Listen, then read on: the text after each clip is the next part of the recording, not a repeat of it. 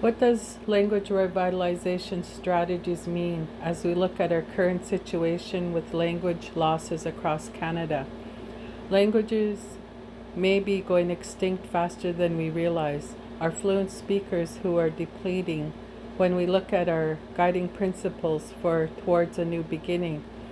This vision sees the present generations recovering and strengthening the ability to speak these sacred living languages and passing them on so that the seventh and future generations will be fluent in them.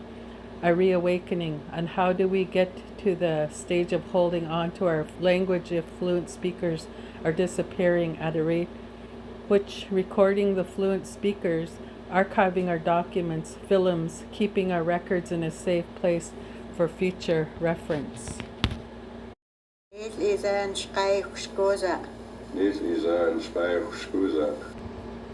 Language revitalization strategies are to have education for post-secondary courses, to have certified teachers for schools, to have curriculum development with toolkits for schools and community workshops, media marketing strategies to entice the community members to feel the urgency to have all age groups involved with strategy development for our languages to regain the place within our communities.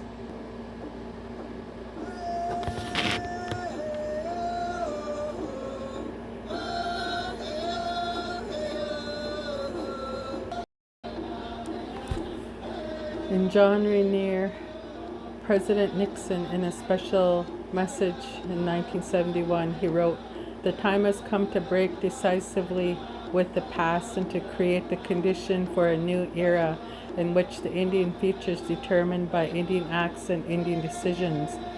Social circles are needed to empower the people to hear and see the development of social dynamics within each nation.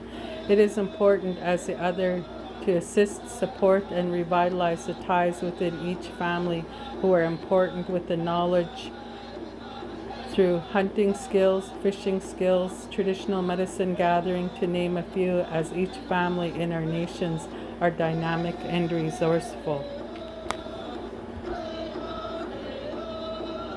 Language revitalization opens up a whole new system of knowledge and communication and beliefs.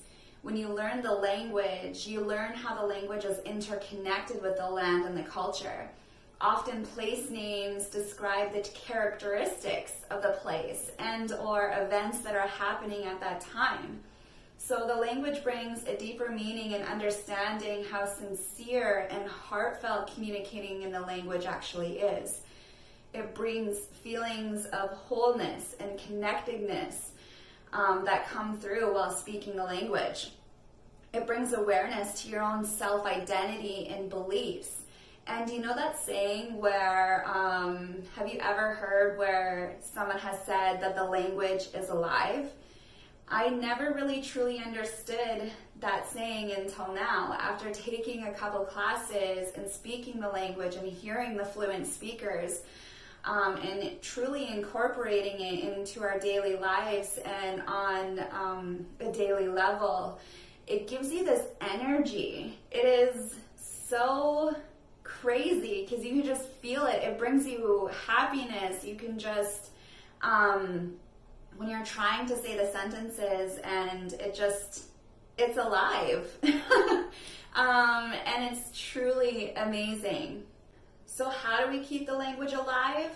Communities around the world are creating cultural events, workshops, nature walks, language nests, as well as language festivals. Radio stations and local TV stations are creating content in local Indigenous languages. And all of that is amazing for people who live within those communities.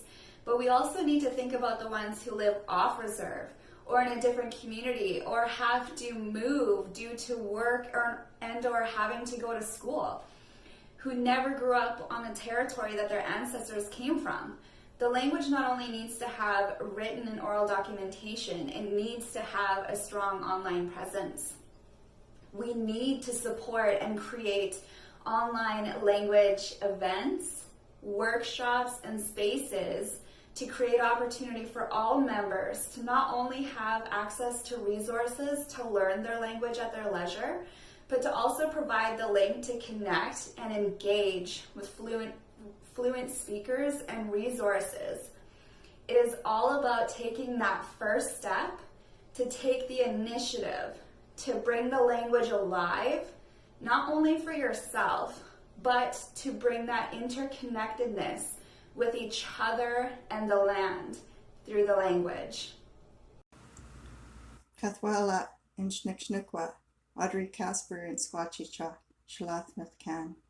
I'm going to talk to you about 150 years of British colonization of Indigenous people, and this has resulted in the United Nations resolution, the Truth and Reconciliation Calls to Action, and the Indigenous Languages Act Bill C-91. These all impact Indigenous language.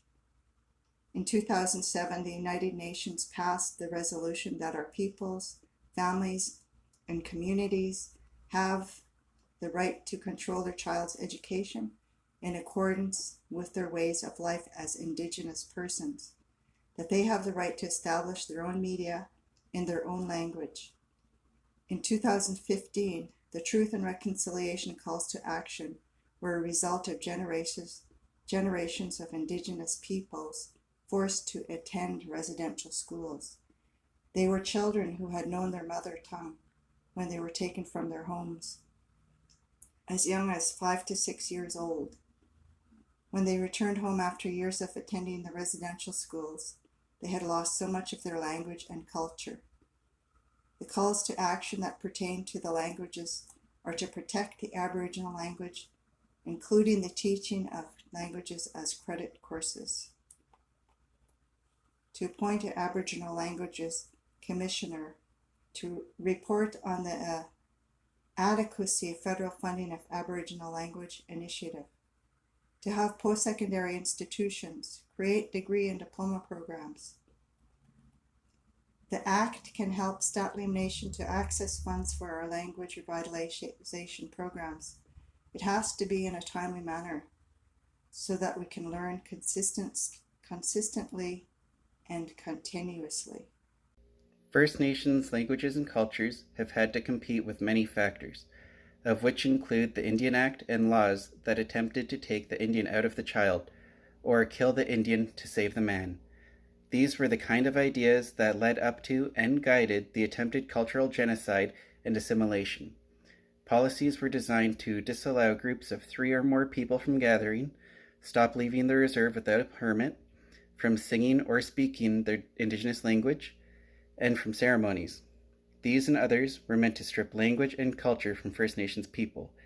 The Canadian government said that the schools were meant to assimilate, but strongly denies they sought to destroy the ability to speak their Indigenous languages or lose customs or traditions of their culture.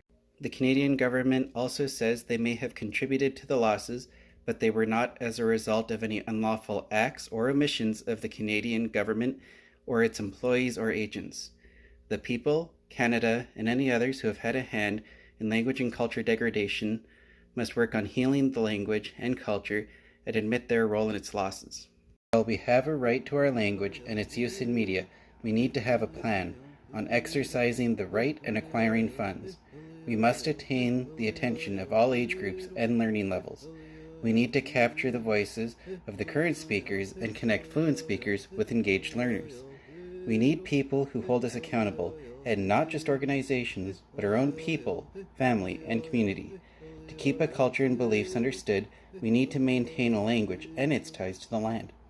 Our overall goal is to have speakers who are willing to speak in homes and in public spaces. Nichti.